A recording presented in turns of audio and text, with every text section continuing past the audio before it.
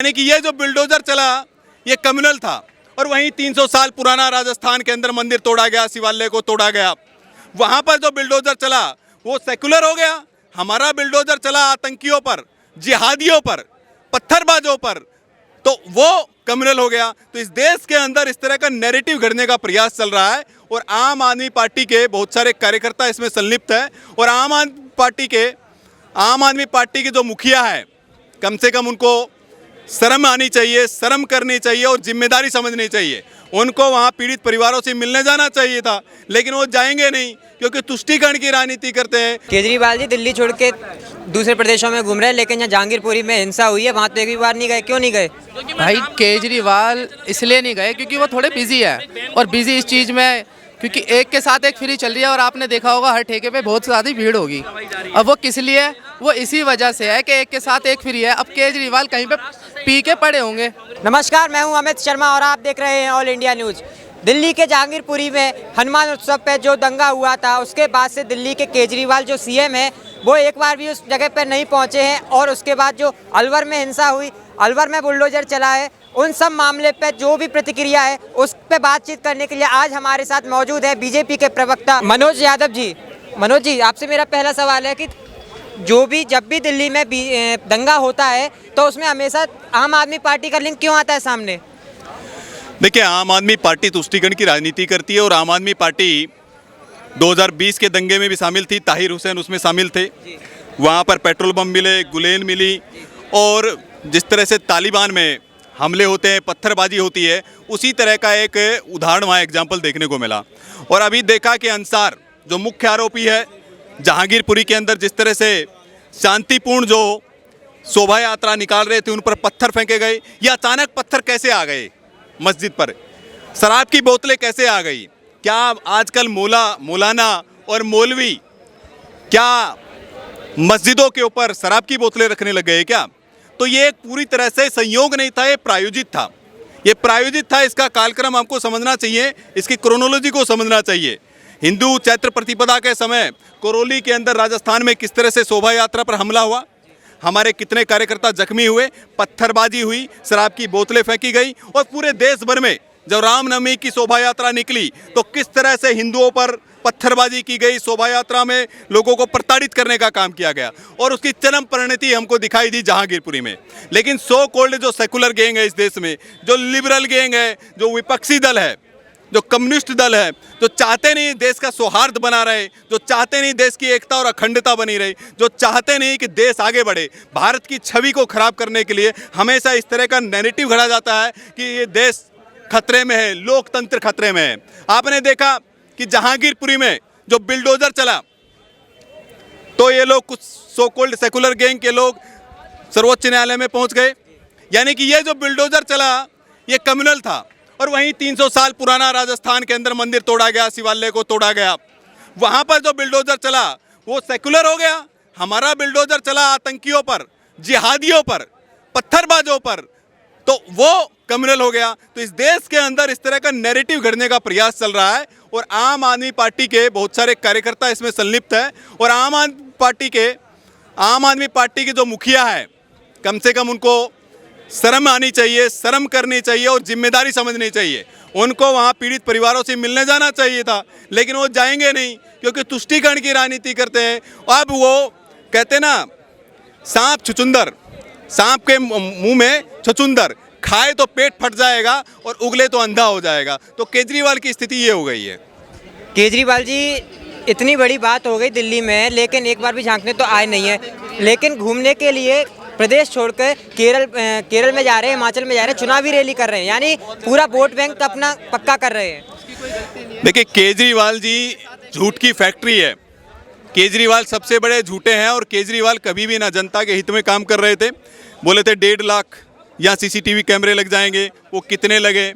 यहाँ पर किस तरह से बोल रहे थे कि हम स्कूल बनाएंगे, एक स्कूल नहीं बनाया। हॉस्पिटल बनाने की बात करते थे, हॉस्पिटल नहीं बनाए। लेकिन हाँ, फ्री की बिजली दे करके, फ्री का पानी दे करके रोहिंग्याओं को और बांग्लादेशियों को बसाने का जरूर उन्होंने काम किया है। और फ्री की काम, ये रोहिंग्याओं को, बांग्लादेशियों को बसा करके निश्चित रूप से ये जिहादियों को पनपा रहे हैं। बांग्लादेश और रोहिंग्या की बात करी तो इनको इतना प्यार क्यों है केजरीवाल जी को बांग्लादेश और रोहिंग्या से? उनका पक्ष क्यों लेते हैं हमेशा? देखिए, पक्ष क्यों नहीं लेंगे, पक्ष लेना पड़ेगा। वोट बैंक का खेल है। जो वोट बैंक पहले कांग्रेस पार्टी का था, वो वोट बैंक अब उसका हो गया है। उधर से ममता दीदी रोहिंग्याओं को, बांग्लादेशियों को यहाँ घुसाती है और केजरीवाल यहाँ पर शरण देते हैं। तो वोट बैंक का खेल है और कोई खेल नहीं है। केजरीवाल जी यहाँ पे दिल्ली की जनता संभाल नहीं पा रहे तो बांग्लादेश और रोहिंग्या को क्या संभालेंगे? देखिए, केजरीवाल जी कुछ नहीं संभाल पाएंगे। एक ऐसे मुख्यमंत्री है जो बिना पोर्टफोलियो के मंत्री है। मैंने तो आज तक कोई हिंदुस्तान में मुख्यमंत्री, आज़ाद भारत के इतिहास में कभी कोई ऐसा मुख्यमंत्री नहीं मिला जिसके पास कोई पोर्टफोलियो ही नहीं है, कोई जिम्मेदारी नहीं है। हवा में मुख्यमंत्री है, केवल मुख्यमंत्री का टैग ले रखा है, लेकिन कोई पोर्टफोलियो नहीं है। और जिस तरह से पंजाब के अंदर ये बोले कि हम पंजाब में कर्ज माफ़ कर देंगे, देखा जिस तरह से 7 लोगों पर, किसानों पर हमला हुआ, किसानों को पीटा गया, 7 किसानों की निर्मम हत्या हो चुकी है वहाँ पर। तो निश्चित रूप से केजरीवाल जिस तरह की नोटंकी करते हैं, फंसाने का काम करते हैं, लेकिन देंगे कुछ नहीं। केजरीवाल जी तो ये भी कहते हैं कि हम दिल्ली को लंदन बना देंगे। कितना लंदन बनाए दिल्ली? देखिए, केजरीवाल जी पता नहीं क्या क्या कहते हैं, कितने हवाई किले बनाएंगे वो बोल रहे थे कि हम लंदन बना देंगे, पेरिस बना देंगे, यमुना को टेम्स बना देंगे। अरे भाई, एक यमुना में देखते हैं आचमन के लायक नहीं है, झाग भरे रहते हैं, गंदगी भरी रहती है, कोई नहा तक नहीं सकता है।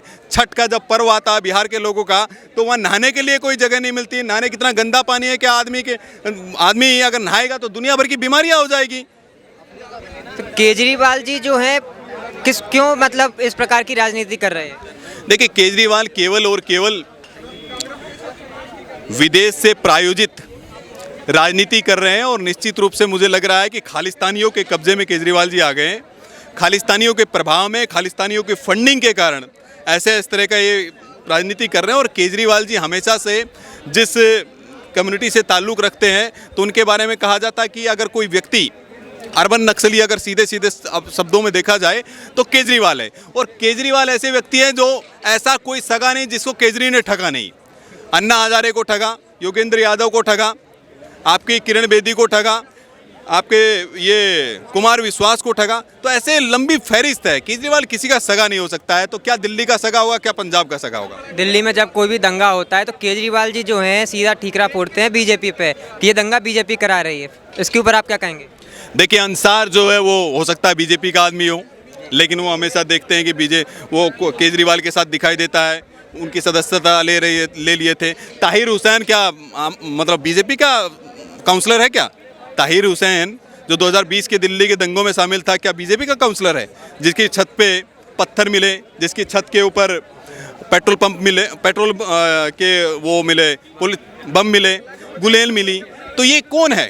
ये कौन है? क्या बीजेपी के लोग हैं क्या? और केजरीवाल तो हिंदू विरोधी है, देश विरोधी व्यक्ति है।